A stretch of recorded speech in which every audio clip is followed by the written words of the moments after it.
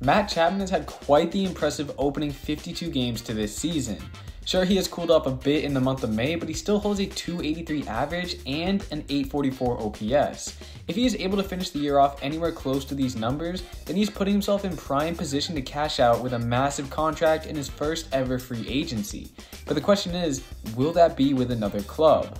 And if so, what should the Jays do in replacement? Well, for me, there are 3 foreseeable options for the Jays at third base. Extend him, allow prospects to take over, or acquire a new cheaper third baseman through free agency. Let's start off with, will the Jays be able to extend him? For the 2023 season, the Jays sit 7th highest in the major leagues and over the luxury tax threshold for the first time in franchise history.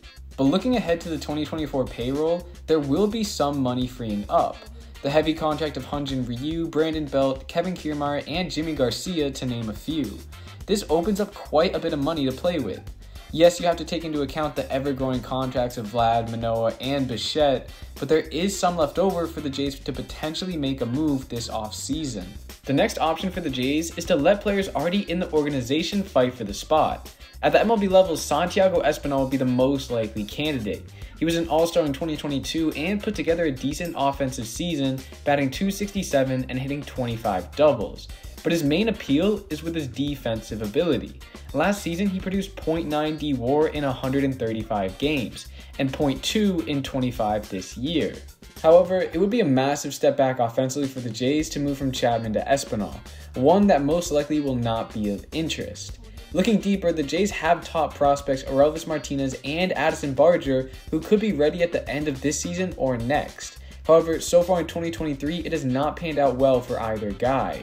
For Barger, he's been sidelined since April 28th with an elbow injury, and in his 20 games so far at AAA Buffalo, he has only produced a .237 average and a .662 OPS.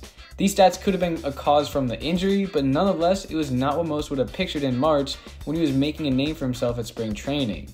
Orelvis Martinez is currently at AA New Hampshire, and while he is still a threat to trash a pitching staff, shown by his 12 home runs and 30 RBIs in only 38 games, he still has many loopholes to his game, most notably his ability to make consistent contact. He only holds a .173 average, and because of that, a .277 OBP and a .751 OPS. It is safe to say that while he brings an incredible power presence, he still needs quite a bit more time before he can be counted on to contribute every day at the major league level. Now looking outside of the organization, the upcoming free agency class looks like this. Besides Chapman, the top few guys are Evan Longoria, Josh Donaldson if the Yankees decline their option, and Eduardo Escobar if the Mets decline their option. While a Josh Donaldson reunion would be great, the past couple of seasons could not have gone much worse for him and would potentially be a burden for the Jays, meaning it is unlikely anyone from the upcoming free agent class would pique their interest. It's a tough decision the Jays have to make, one that could be a massive hold on whether or not they have success over the next 5 years.